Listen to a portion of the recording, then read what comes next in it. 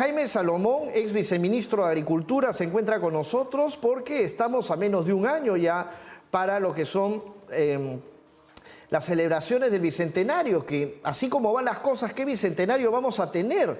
Ex viceministro, bienvenido. Mario, buenas noches. Un gusto estar con ustedes.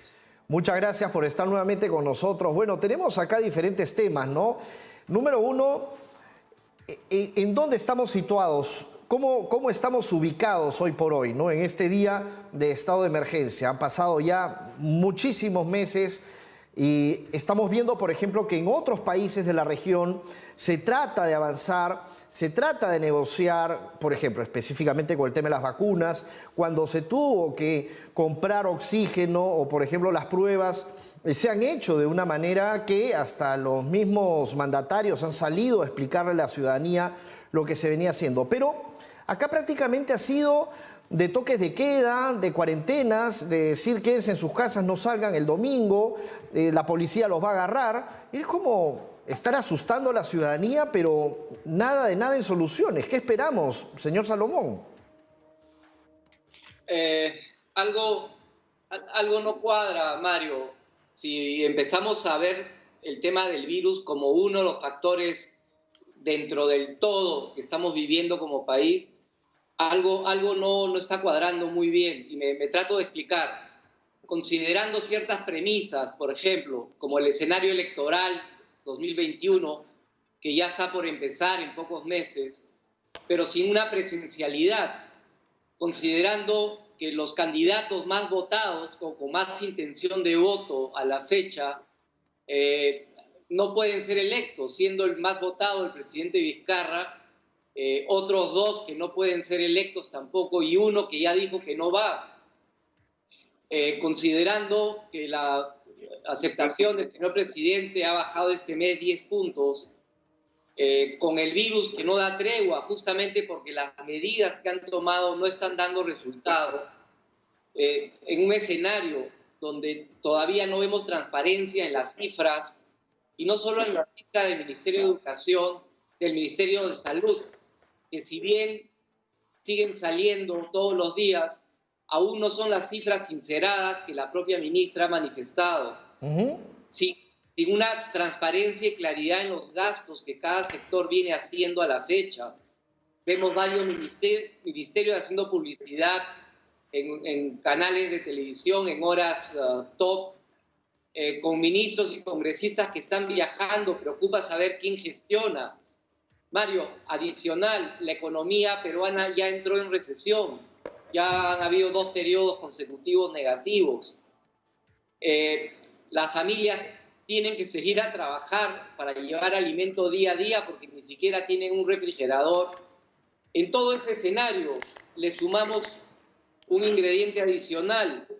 La luna de miel en la que están los poderes del Estado el día de hoy podría llegar a su fin si no se ponen de acuerdo en el presupuesto de la nación para el próximo año y si las propuestas de política que vienen cocinándose en el Congreso terminan afectando el bolsillo del país. Esto sin tener ellos decisión de gasto.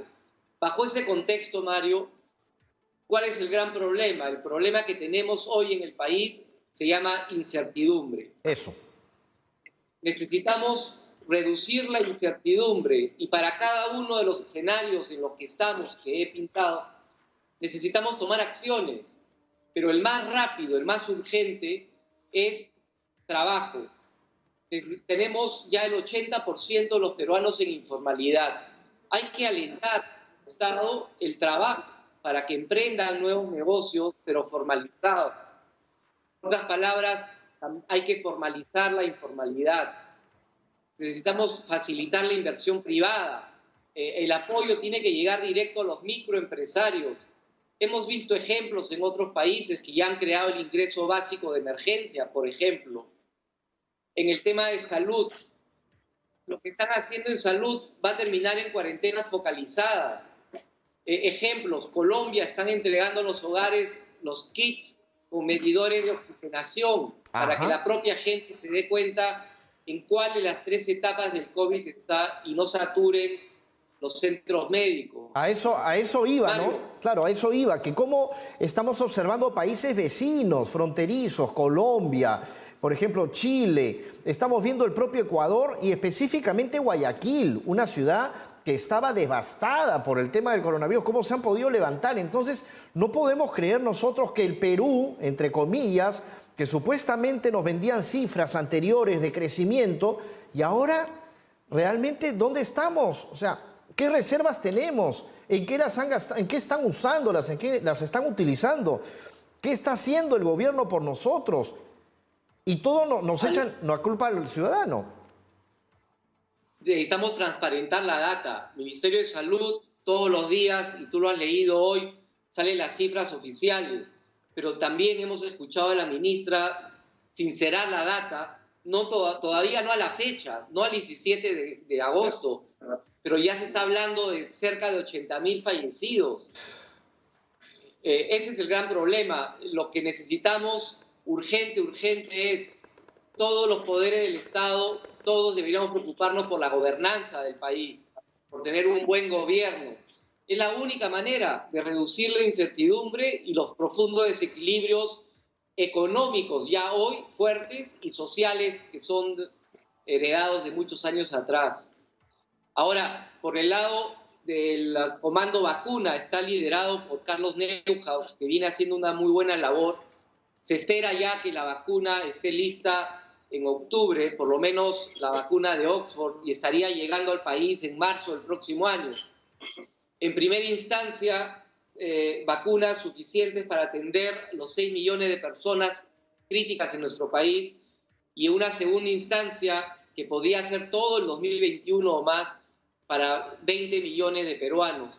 Pero hay que tener cuidado. Sí, pero no ahí, todos podemos vacunar. Así es. Ahí, señor Salomón, justo quería detenerme, porque hemos escuchado, por ejemplo, el doctor Bustamante, que cuando llegue ese primer lote de vacunas, podrían ser vacunadas 500.000 personas. Y en esas 500.000 personas están los médicos, ¿no? El personal de la primera línea, ¿no? Los policías, militares, o sea, los que han estado trabajando, los que están trabajando en contra del COVID-19. La ciudadanía recién podría, según el doctor Bustamante, pues ser vacunada en el 2022. ¿Usted cree que eso podría darse? Las conversaciones que viene haciendo el Comando Vacuna, que tienen una serie de restricciones de confidencialidad, no pueden comentarlo, pero sí se sabe que el primer lote de llegar, primero de funcionar, hay que ver si funciona o no, llegaría para 6.2 millones de peruanos. Ahí están incluidos nuestras Fuerzas Armadas, las personas de primera línea, pero también están incluidos los peruanos de alto riesgo. Lo que hay que ver es si la vacuna funciona, y después hay que tener en cuenta que no va a ser necesario que los 32 millones de peruanos nos vacunemos. Ajá. Eso se va a tener que trabajar bastante bien, dependiendo de cada persona y de la fase del COVID en la que está cada uno. Pero eso va a implicar también, doctor Salomón, de la cantidad de pruebas que se sigan desarrollando. Pero sí hemos visto una cantidad... Sí. Las pruebas es algo interesante, Mario. Las pruebas que sirven son las pruebas lentas, las moleculares. Las otras pruebas realmente no sirven, porque lo que dicen es si ya tienes o no tienes, pero los 7 primeros días no captura el virus. Más que trabajar en las pruebas, lo que necesitamos hacer es cuidado en las personas, atender a las personas que requieren seguir trabajando con mucho cuidado, y empezar a trabajar con el tema de aseguramiento del trabajo, aseguramiento del papeo para los próximos meses. Uh-huh. Eso tiene que ir en paralelo con el tema de salud. Este mapeo al cual se refiere, porque ahora se habla mucho de la focalización, por ejemplo, ¿no? También que ese va a ser un tema que vamos a tratar más adelante, pero, por ejemplo, ¿usted considera que los domingos se debería de encerrar a todo el mundo? Realmente no debieran cerrar el domingo, porque lo que hace es concentrar a la gente el día sábado. Recordemos que el 70% de los peruanos salen de compras una vez por día, para poder alimentarse, no tienen refrigeradora, no tienen equipo para guardar la comida. La otra opción sería que el Estado le done a cada peruano un refrigerador, el que lo requiera, para que pueda almacenar varios días. El gran problema es que, por tema cultural peruana, al cerrar los días domingos, tratan de cortar las siestas de los sábados, de la noche y de los domingos.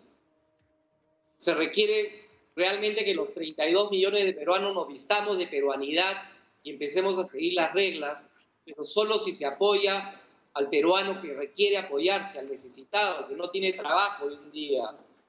Si se apoya al papero de Ica, que el día de hoy en la mañana estaba vendiendo el kilo a 15 centavos, la papa. Claro, claro. Ni siquiera cubre los 45 centavos de costos fijos. Así es.